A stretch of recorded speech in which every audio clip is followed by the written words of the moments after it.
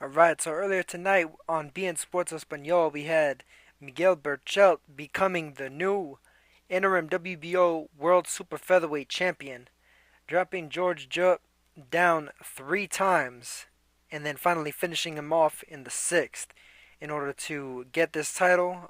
This title, of course, was an interim title because Roman Martinez had pulled out of his mandatory fight with Miguel Berchelt pretty late notice. We had George Jupp fill in on late notice. He managed to come in, give a gutsy effort, but Miguel Berchelt was just too strong, man. All you gotta do is watch the video. I'm putting the video in the description as usual, and you'll see that Berchelt, he's a very good inside fighter. Has puts together combinations very beautifully, and he's a heavy-handed guy. He has a lot of power. He's now 29-1 with 26 knockouts, and I mean you could see the power. It showed every single time he landed on George Jupp. Everything hurt him. Everything to the body hurt him. Everything to the head hurt him, and especially the uppercuts. This is a guy who's capable, very good at doubling and tripling up on uppercuts. It's pretty interesting. You don't normally see guys throw uppercuts and combinations the way that he did, but the way Jupp was kind of leaning in on him after getting hit with body shots, it's like the body shots would fold him up a little bit. He would lean forward with a high guard, and then Berchelt would split that high guard completely with those uppercuts, and those uppercuts had a lot of steam on them. It seemed like pretty much the uppercut was the beginning of all three knockdowns. Both hit he knocked Jupp down at the end of the fourth round, knocked him down again at the end of the fourth round. He managed to recover between those two rounds. He knocked him down at the end of the fourth round, then knocked him down again at the end of the fifth round. And then finally, about a minute and a half into the sixth round, is where he landed a nasty uppercut that flung Jupp's head back in a way that the ref immediately stopped it before Jupp pretty much even hit the canvas, just because he was pretty much out. He was he was going down hard and fast, and Berchelt just showed that he's a new force to be reckoned with in this division. This division, like I said in my preview, is a very packed division now. We got Miguel Berchelt in there now, along with Takashi Uchiyama, Takashi Miura, Francisco Vargas, Orlando Salido, Roman Martinez, Jose Pedraza.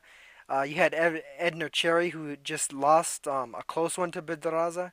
Edner Cherry's still a big puncher himself, a very dangerous fighter. You got Nicholas Walters. You got Vasily Lomachenko possibly joining in a clash with Walters, the super featherweight ranks, and I mean just this is looking like this is going to be one of the most exciting divisions in boxing very soon. The welterweight's been dropping the ball, and the heavyweights are starting to get some shine. Um, yeah, possibly soon, Inoue and Estrada will bring the flyweight some more shine along with Gonzalez. But the super featherweights is out there, man, and these guys are packing heat. Almost every one of those guys that I mentioned of all the super featherweights are dangerous offensive forces. Miura is a big puncher with that left hand.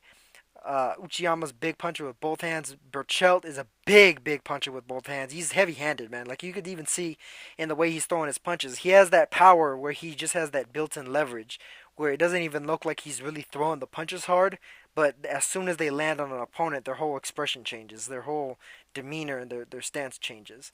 You got Vargas, of course, who's an excellent inside fighter, more of a sharp puncher than a heavy-handed one. Salido, of course, who's a rugged, strong puncher himself. And I mean, all these guys mix and match them any which way you want, and you're gonna get an exciting fight. And it's really gonna be fun to see how these guys. Javier Fortuna, shout out to Javier Fortuna. Forgot about him. I missed mentioning him amongst all these tough, strong, these tough, strong fighters, man. Then these guys are gonna be hell for anybody and everybody, including each other. So, congratulations to Miguel Berchelt. He's a pretty young guy, 24. He's barely bursting onto the scene, onto the main scene, and hopefully he gets a shot at a bigger name. Hopefully that Roman Martinez fight that will probably wind up happening later this year. Hopefully one of the major networks actually picks it up, so it doesn't isn't just relegated to beIN Sports or Unimas or one of these other the Spanish language channels, because I think these guys. So I think that is a fight that'll be a fun, action-packed fight, and it really deserves to get more widespread attention because people, it's fights like that that make people gravitate towards the sport a lot more. It's fights like that where you can show your friends and family and be like, oh yeah, the fight's on, I'm watching the fight, and they see these two guys just going for the gusto and scoring knockdowns and knockouts and doing real damage with their shots, and that's what gets the casual fan and the new fan, the young fans interested in the sport because they want to see that action, and they want to relate to just the struggle in life and the struggle in the ring, and it's an allegory for what life is. And I'm going off on a bit of a tangent, but uh, Berchelt has that type of appeal, man. He is a brilliant offensive fighter, excellent combinations, mixes up to the body and the head very well.